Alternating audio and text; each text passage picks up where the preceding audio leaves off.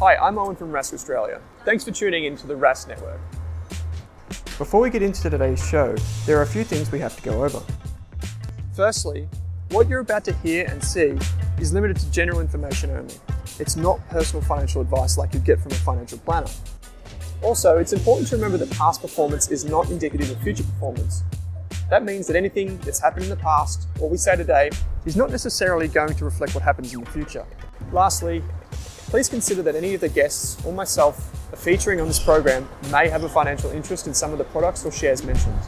That's enough from me. I hope you enjoyed today's program. Hello and welcome back to another episode of the Australian Finance Podcast. And this week, we don't have a special guest. We have Owen as our guest. What? A pretty special guest? I feel like this is an insult. I am a long-time listener of this podcast, Kate, and I've listened to all 3 episodes in the series so far, so I feel like it's about time I come on. Now, I've got Owen behind the screen today because he actually, I think a few people got the hints from previous episodes, but purchased a property like a real adult recently. So we are going to dive right into all the things that were involved in the process, what he learnt, what he did wrong, why he ripped up his carpet, and how his rabbits are enjoying the new house. So this episode, I'm going to be asking Owen the questions and he's going to be providing his wonderful wisdom on the whole process. So we should probably mention that this is actually, you said behind the screen, we're actually recording this for our YouTube channel. So if you do want to watch it and you do want to see the inside of this house, this masterpiece of a work in progress, you can. It's recorded via video. Anyway, you're the host, not me, so I'll just get back to being the guest. Wonderful. Well, first question was, what factors were involved in your decision to finally start looking for a house? Because that certainly surprised me given your affinity for shares. And I even have had a question from one listener on why does Owen hate property so much? So it was a bit of a change. Interesting. I feel like is that anonymous? Did you just make that listener up or is it actually a listener? No, real question I saw. Thank you, dear listener, for that question. So, Kate, I don't hate property, but I think the Australian dream, quote unquote, is not necessarily all it's cracked up to be. So I think if I could be a bit nerdy, if you pull apart the increase in wages, which is a real thing, but if you pull apart, say, interest rates, which have fallen dramatically, and if you pull apart a little bit of the migration and what have you, I think you'll find that property prices probably wouldn't have done anywhere near what they've done so far. So if you go back over the last 30 years, so if you go back 30 years, interest rates were around about 18% for some people. And if you imagine paying 18% on your mortgage today, I would probably have a shoebox, literally, rather than an actual big shoebox, an actual shoebox to live in because I wouldn't be able to afford a house at 18% interest rates. And so what I think's happened, and the reason why I don't think an investment in property is all it's cracked up to be, is simply because I reckon that housing in itself doesn't add as much value to your wallet, to your pocket, and it doesn't actually add that much value to society. So what I mean by that is if you think about it, the house itself, so the physical thing that you associate when you say house, that timber and concrete and what have you, that actually goes backwards in value. But the land is what increases in value. Mm. So if you think about those two things, you have this massive negative force against your wealth creation. It's really the land that increases in value, which is why, again, I tell people that you should probably try and avoid apartments or that type of thing, or especially investing off the plan. Mm. And so those two things combined, but then you've also got a lot of costs involved. There's a lot of cost involved in buying and selling, which I'm sure we'll talk about. And then even if it's an investment property, in costs associated with your time to manage it or pay someone to do that. And you do all of that and you combine all this together, and what you're left with is debt to finance something which half of it goes backwards in value. So you use a lot of debt, which for a lot of people for a long time, we haven't known the risks associated with that because interest rates have fallen. And that's been this huge stimulus for our budgets and made it easier for people to repay their huge loans anytime things have got tough in the economy. And now we're finding that maybe a lot of people can't repay their loans, or if they do, it's probably going to be with some assistance from the government. And I don't want to say I told you so, but I just I just want people to be realistic, because at the same time, property is a very big part of people's lives and it's a really important part. But at the same time, a lot of people are scared of putting $2,000 in shares, but they'd happily have a $500,000 mortgage. And so I'm kind of like, well, I'm obviously trying to fight the good fight for the share market because it has performed the best over the long term. Mm-hmm. But it's not that I hate property. I own a property now, so I'm not completely against it. But what I would say is that it's not it's not all one or the other. You can do both. And if you're saving for a property, if you're a first home buyer, you can start saving, half of your money for shares, half of your money for your deposit. And for me, at the end of the day, this is a long-winded rant, Kate. I love being on the show, by the way. This is a long-winded rant. The last thing I'd say is that I think of property as more of a lifestyle asset if you're living in it. So obviously the house here, this is our property, so we won't pay capital gains tax on it. But I think for me, I'd rather put money in shares. If I have the same amount of money to only allocate to one, I'd put it in shares. But we know that that's not necessarily the case. So that's a really crap answer to your question. But basically, we were ready to buy a house because we think of it as a lifestyle asset, and our families were looking to build a family. So we need a place, a consistent roof over our heads. And I think there's often that debate on whether your primary residence should be included in your net worth or not. And so for you, it's not, or it is? It probably isn't, to be honest. Like when we bought this house, which again, we'll get to in a minute. When we bought this house, I said to Sarah, who's my wife, I said, the one thing that is so important to me is if we are going to put money after this property or into this property, it must be quote unquote investment grade. So it must be an asset that increases in price. And from my ramblings just now, you would have noticed that a big part of that, what makes it investment grade property is the land value. And so that's what we went out and searched for, was high quality land, so that if we are putting money into our personal wealth into a property, we put it into a property that is more than likely going to increase in value. So when you were making the decision to start preparing to buy and then buying a house, what were some of the sacrifices you had to make in order to do that? Well, one thing I can tell you for sure, Kate, is that we actually had to dip into our emergency fund a bit. So that's something that we've always had cash put aside. I think it's the single most important insurance policy anyone can have, is putting aside cash. But we also were able to save rapidly. So what we did is we were renting in a pretty nice part of Melbourne, if anyone knows it, is Hawthorn in Melbourne.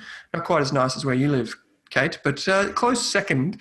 But we had to give up our rental there, and we moved back in with the in-laws. As someone going on 30 years of age, I can tell you that's heaps of fun.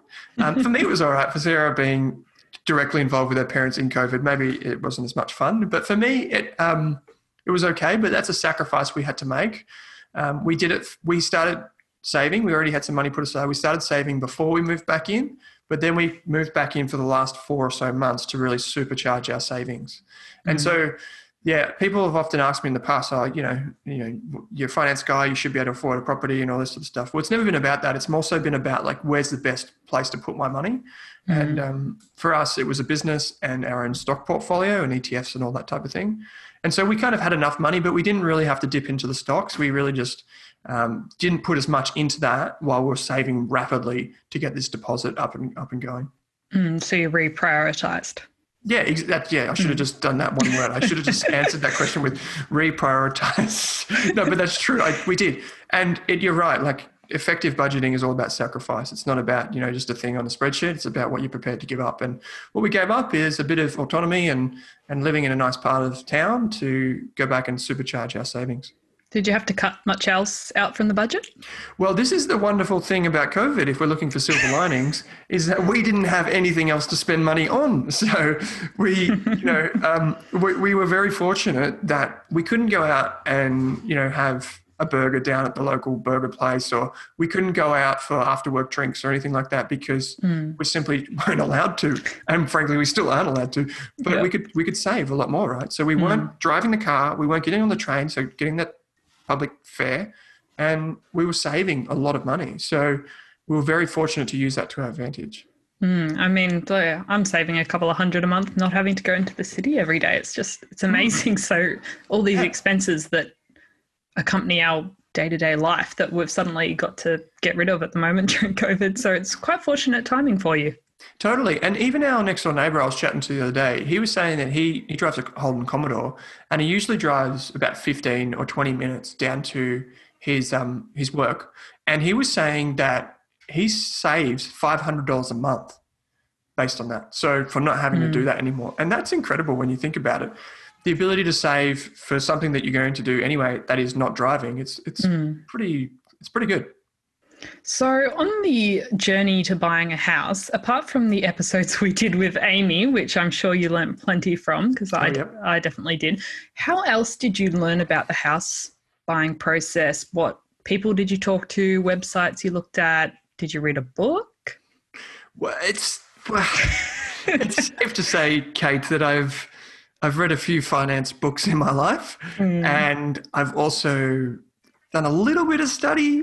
Just a tad? Just a touch. So it's quite lucky. But saying that, like, even if I put myself in Sarah's shoes as my wife, she's not a finance person, and she was very knowledgeable of it too. And I think it was kind of a combination of learning from the people around you, but also learning from books, some really good books out there. One of the ones that I read a very long time ago, and I'm not saying it's like the best book out there for learning about being a first home buyer, is it was Richard, I think it's Richard O'Malley, who wrote the book about real estate in Australian real estate, and it was about how you can kind of use the sales process to your advantage. I'll put the book in the show notes, but basically he was talking, I think it's Peter O'Malley, he was talking about how, you can get into a property and the things that you should look for long before you buy. And one of the things that he looked at, and it kind of stuck with me, even though it's very hard to do these days. One of the things that he told me, and Amy talked about this, is buying a property, that is positively geared, meaning that it generates cash flow for you and it covers the costs of what that property would be rented out for. So a lot of people talk about negatively geared properties, which is when you effectively run it at a loss, so then you can take a tax deduction. Whereas a positively geared property, in my opinion, is much better because it means that the property is able to be rented, meaning it's valuable to someone at a price that's more than your interest costs, so the cost of the loan. And I think that's something that I learned a lot from that book, just kind of those basic strategies. But of course, there are heaps of others like Smashed Avocado, Nicole Haddo. We've had obviously Amy Lenardi on the show. I've interviewed Pete Wargent and read his books. I've interviewed Chris Bates from Wealthful. So there's plenty of other great resources out there for people to find, which we can put in the show notes. So you think the podcasts help you? This one? No, it definitely did. We have an advantage, right? We get to interview great people.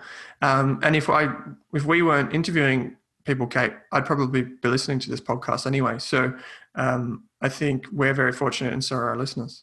And did you talk to anyone else? Did you talk to a broker or a buyer's agent throughout the journey? So Amy said to me when we interviewed her the last time, she said, "Hey, and if you need any help with your property, let me know." And here's me, the finance guy, saying, "Yeah, you should probably consider using a buyer's agent, a good one." And there's one right in front of me, but I didn't use Amy because it turned out that we'd already had our property lined up. So I also was perhaps a bit smug in so far as I thought I didn't need anyone, but it turned out we did. We did need the guidance of an expert mortgage broker because, and I was reflecting on this before, the thing is our situation financially was atypical. So I run my own business, obviously, and that business is pretty much a startup, even though it's quite big now, like in terms of the team and whatever. But my financial situation is probably about as cloudy as you could get. You look at it like, sheesh. It was not vanilla. Yeah, I don't want to lend to that guy. So and the way we wanted to structure the property was a bit different too. And so when I think about it, having a good mortgage broker on your side and speaking to them well in advance of when you wanted to buy the property, we put down an offer without having building and pest on it because we wanted it so bad, which is this one. And we hadn't even got our finances sorted yet. So we kind of we're just a couple of a cowboy and a cowgirl just going out there just putting bids on properties without actually even giving it much thought. But no, we were reasonably confident that we could get financing. But now I know that with, for example, when you go to a bank and you get a mortgage, and some of the better banks that are offering like low rates, they're offering these specials, if you like, on these mortgages. The application time for them can be 2 months before you even hear back from them. So if you're trying to buy a house on 45 days like we did, or 30 days settlement, it can be a bit tricky if you've got a 2 month waiting period just to get an answer from the bank. So those are some of the experts that we relied on. It seemed like you had a few stressful days trying to get everything organized. Well, I think you know this, but at one point with the financing, it was kind of like, okay, either we're spending the next year in Italy and we're going to use our deposit just working from Italy, or we're going to buy this house. So at a point there, we received some feedback that because of my financial situation being different, having a finance business during COVID and being a little bit unique in that respect. Like, I think you know this, Ken, I think I've said this on the podcast. I didn't take a wage from the business for like 3 years or more. And so that doesn't look great when you're applying for a mortgage. Yeah, don't worry, I'm good for it. I didn't take a wage, but don't worry, I'm good. Trust me, it doesn't float very well with the bankers. No. So yeah. Yeah, I think something we both sort of discovered this year, especially from our guests, is that if you've got a scenario that's not that cookie cutter 9 to 5 normal salary full-time job, it's good to speak to people early like a broker, just because it's a little bit harder, and for some people a lot harder. I mean, even Nicole said she was working freelance, but she got a job, like just a normal 9 to 5 job, for the purpose of having that steady income to get the loan, because it was just too hard otherwise. Yeah, and you need to plan this months in advance. So it's not like, I could go out and get a job tomorrow and then get a loan the next day. It does take a little bit of time, and probably more time now with how COVID is and I guess just property prices in general. So you do want to plan in advance, and you do want to get onto a good mortgage broker early. And also then obviously you've got the buyer's advocates as well. If you're not the type of person that is very strategic in your thinking when it comes to property, I think it's great to have someone on your side, because real estate agents they're probably up there with the number one salesmen and women, alongside those people that sell yachts in Abu Dhabi and all those kinds of places. Like they are really good at their job. They get you really excited. They get you in a bidding frenzy. We were fortunate, and we were able to kind of turn the tables a bit back into our favor by offering we made our offers to purchase the property at a given price almost immediately when the house went on market, and legally they had an obligation to present that offer to the vendor. And we were saying, well, if it's not accepted by this date, we're walking away.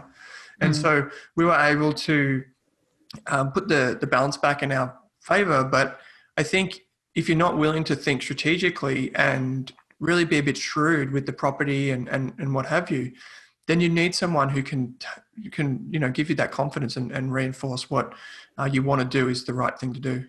And I think because it's such a massive purchase, sometimes it can be really worth paying a few grand for these professionals to help you out. Totally. Yeah. It's like one of those things where the more you spend, the more you save. I feel like that's what my friends say when they're trying to tell me to have a beer. The more you drink, the more you save. You could use that to justify many things, Owen. Yeah, you could. But I think in this instance, it is true. I think particularly if you're the person, if your situation's not, like you said, cookie cutter, I think it's really important to get those experts on their side. I underestimated how important it potentially is. Now, most people, when they're trying to buy their first home, they've probably got a whole checklist of things they want. They want a lawn, I don't know, whatever. You needed space for your rabbits. You wanted to get out of the city. Did you have a checklist? And if so, did you have to make any compromises on what you ended up with? Hey, that's really good. I didn't think you were going to ask this question, but great question, Kate. This is weird, right? But get this. What we did is we drew little pictures on a white piece of paper. We drew little pictures of the 4 things that were most important to us. And then we kind of gave them a value of how important they were to us, because we knew we couldn't have, one great thing and then none of the other. It kind of had to be a balance. And so we each sat down and had our goals, and we wanted things like, and this is this is my checklist if you think about it, being an investment property. So if you're thinking about a property right now, you can kind of use this as like a template or a jumping off point. But we wanted to be pretty much walking distance to public transport, and by that I mean a train. We are about all of 5 meters away from a bus stop, but people want trains because for people that don't use, like we have one car, for example. So even though there's two of us, so we would like to be close enough that we could walk if we wanted to. So we ended up, we're about now 1,000 meters, a kilometer from the train station. We wanted to have a flat block, which in our area it sounds a lot easier than what it actually is to find one of these. So we wanted a flat block, and we didn't really care so much for the house, but we did want it to be livable. We came across some places that like, what's that thing where they like huff and puff and then the house falls down? Like there were most of them that weren't like solid. They wouldn't stand up against that. And so we wanted something that was livable. And that was obviously important to us because we didn't want to stay where we were for another year in order to to knock down the walls and do all that. The other thing that we wanted was that, for me personally, this is weird, but it had to have a good internet connection. It sounds silly, right? But it's actually true. Like I wanted a place where we could, like right now, do these types of conversations and have a decent internet connection. And of course, so there's a heap of different things in that, but basically Amy talked about the difference, like the land to asset ratio and all this type of stuff. Basically what I wanted is a flat block on a really good street, and the house could be pretty cruddy. So our neighbours are really great. We've already introduced ourselves to them, but they've pretty much all said, "Oh, it's a knockdown job, isn't it?" And we're like, "Oh, that's pretty good. It's okay." But that's gives you a sense of kind of the property that we were buying, because you can't build more land. You can always rebuild the house, but you can't build more land. So that was important to us. And as for the rabbits, Kate, well, the rabbits are inside at the moment until we build them something. But yeah, that's it. So that was our checklist, and we couldn't have everything we wanted. Obviously, we couldn't have a 5-bedroom house, so we've got a 3-bedroom house that we might have to extend in the future. We couldn't get a house that was perfect condition, nor would we want one, because in my opinion, a house, or a home in particular, a home is your own expression of the definition. So we wanted something that we could make our own, not something that someone else had made for us. And that was a really important thing for us. So we went out and found a place that needed some TLC. And yeah, we've bitten off a bit. So we'll see if it's more than we can chew. Yeah, I think it's a good year if you're ready to do some DIY renovations. Yeah, except you can't go to Bunnings in Victoria at the moment, which is... I think you can click and collect right now, can't you? You can click and collect. Having a lot of fun doing that. But the thing is, right, I felt like, because I didn't have a house for years, I always said to myself, the one thing I want to do is to save up some money and go to Bunnings and just buy something. And I couldn't do that. I had to do it all online. And then I was out of stock. Anyway, that's a discussion for next time. So after going through this entire process, is there anything that you would have done differently now looking back, apart from probably the broker and the finance part that you mentioned? Yeah, I probably would have got onto them a bit earlier than what I did, just to give them a bit of time to breathe as well, because it was pretty tight what we were up against. I'd say that it's important to get really good professionals on your side. So even with things like conveyancers. So a conveyancer is someone that helps you manage the settlement. They're the person that you take when you go and put in an offer on a house, or you visit a house and you're really keen on it. Before you put in an offer, you should get the contract of sale from the real estate agent, and you should get, in Victoria, it's called a Section 32, which is not available in all the other states of Australia. You have to go and get a separate document for that, or separate documents in other states. But you want to get all of your different documents and take them to your conveyancer, because they'll have a glance at it and they'll be able to say, "Oh, that doesn't sound right. You should be careful of this clause in the contract," or what have you. So I probably would have got some people around me to give me their advice on who is a good conveyancer and what have you. We were pretty lucky with how that worked out. The conveyancer that we wanted to go with actually represented the vendor, so the seller of the house, which you can't have because then there's a conflict of interest. They're managing both the buyer and the seller. So we had to get someone else, but they were pretty good too. So we were pretty fortunate there. I would say to people listening who haven't been through the first home buyer process is definitely do a bit of your homework, because you don't want to get you don't want to get caught out. There are a few things that you need to know. For example, when it comes time for the contract, when do you pay a deposit? How do you apply for the first home owners grant? Typically the conveyancer does that. When does the actual money come out of your account for deposit? When do you get, if you have a refund of money on settlement day, like say that you put in a deposit, which then you get refunded for some reason, how does that happen? All of these different things you should probably understand, like the logistics of it. And another thing when you're going through the finance process is just keep in mind when the bank's analyzing what you can borrow, they're going to look at not only your savings history and the pattern of that, but they're going to they want to make sure that you've got enough money in your bank account to cover the stamp duty, if any, and to cover all of the different like conveyances costs, any legal costs, etc. Those are all things that the bank will take into account. So it's not just necessarily like there's the ticket price and that's what I have to apply for. You may have to apply for a bit more and the bank will want to know that you can cover the rest. Because it's not just about having that deposit in your bank account, it's all those additional costs associated. And that was something I always retained from Nicole's book, The Body Corporate, especially if you're in an apartment or something like that, actually knowing what that is and having money to pay for that. So it's not a sneaky surprise. To be honest, Kate, I think it's very unlikely in my lifetime that I'll own something that has body corporate fees attached to it. I don't think I will be interested in buying an apartment or a townhouse or some type of conjoined block where I have to pay body corporate fees, because it does add a layer of complexity and fees to your life that you don't really want to, I think, get involved in. Like, you just don't have to. So by the way, Body Corp is the Victorian name for strata, just so you know. So you can offer to inspect the documents for a Body Corp or strata before you actually make an offer, so you can see if there's any debts against the body corporate which you might be responsible for. Like some of the things that are just crazy, right, with body corps, this is my understanding of it, is that, let's say you want to put out your bins the day early. There might be a rule in the body corporate that says, no, you can't put your bins out until this date. So like, it's just stupid little things like that you just think, I don't want really anyone to try and tell me that I can't put my bin out a day early. So I want a kind of a freestanding house. It's very simple. You buy it, it's yours kind of thing. So any last gems of wisdom for our lucky listeners? Yeah, I just coming back to that question at the start there about me, what have I got against property? I definitely don't hate property. I could see myself and my partner, Sarah, we could probably own property. We probably own multiple properties for the next few years. So I would imagine, in the next 10 years, we might have a second property. We might build up the equity in this first one and purchase a second one. But I think the thing is, it's a good idea to just consider what is also across the fence. So I think a big part of the wealth creation in Australia has come from like the cost of debt. Getting a loan is actually really cheap now. And that's what's helped a lot of people along. But I think if I could summarize, definitely buy an investment grade property. So learn what that means and focus on that. There's a thing on my shirt here, Kate. You can't see it from the camera.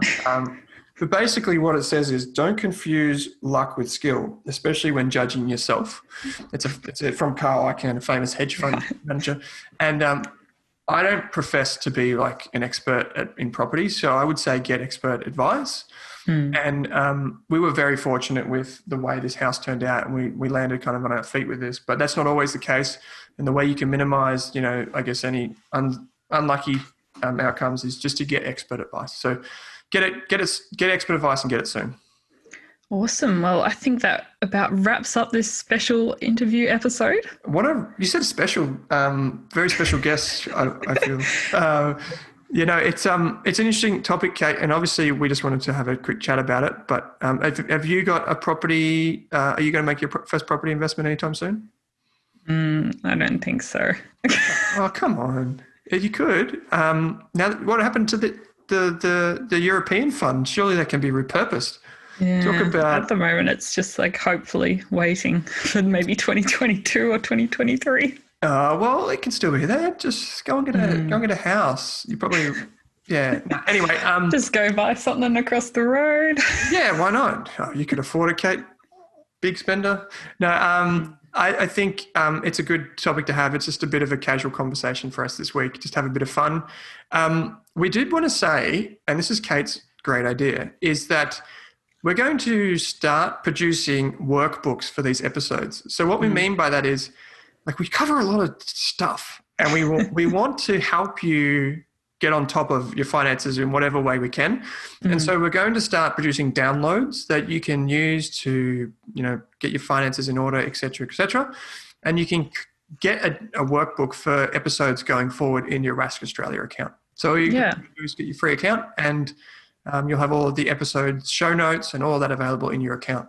Yeah, so it's sort of taking the show notes one step further with episode summaries, our key takeaways, all of sort of the key resources, so you don't have to try and find them in the future, and also some questions to reflect on, and as well continue your learning after the podcast, because just listening to something, any podcast, any book, any audio book is not enough. You actually need to actually think about it further and then see how you can apply it in your own life. So we're going to put these together for each episode, and hopefully that sort of stimulates some conversation with your friends and family, and then you can easily send them to other people as well, and they might be able to help them. Yeah, and we've talked for a long time on this, or I should say I've spoken for a long time on this episode. But basically, we're trying to take the core 3 to 5 points from each episode, put them in this workbook, along with some some things that you can use to plan. So if you have the ambition of buying an investment grade property, what are some of the things you can look for? Well, we'll have some prompts in these workbooks that you can fill out yourself, and then you can use them as like a checklist for your own buying. And that way, if you ever get stuck on, they said this in this episode ages ago, where is it? You can go to your account and you can find all that. Also, it's probably too early to lift the lid on this, Kate, but we are hoping to create a bit of a community. So a way to get people to engage with each other and share ideas and what have you, in a respectful and courteous manner online. So we're not sure how that's going to happen yet, but it's probably going to be some sort of community forum style thing with a heap of resources and what have you. So watch this space. And the last thing that we want, Kate, is we need some help from our listeners this week. And this fortnight, we need help because we have Chris Walesby, the CEO of ETF Securities, coming back on to talk about ETFs. So if you have any questions about ETFs, about thematics, about the inner workings of an ETF, send them through to us. And we can put them to Chris and see what he says. Yeah, I know everyone sends questions about ETFs, so we're getting the expert back on to answer all those questions you have. So, you can hear it straight from the horse's mouth, which horse being Chris. He's very knowledgeable, and we're looking forward to having him back on in a few weeks. So please get them into us. As always, you can hear from me, Owen, at Owen Rask on Twitter, at Owen Rask AU on Instagram. Not very active, but that's okay. Kate, how can people learn more and find you? You can find me at HowToMoneyAUS on Twitter and Instagram, and howtomoney.online. Cool. Okay, wonderful. Well, that's a wrap. This is the first home buying journey. A bit more casual this week. Next week, we'll be back with a bit more serious focus and intent. So thanks for staying with us. And Kate, as always, I shouldn't be saying this because I'm the guest, but thanks for joining me. Thanks for listening.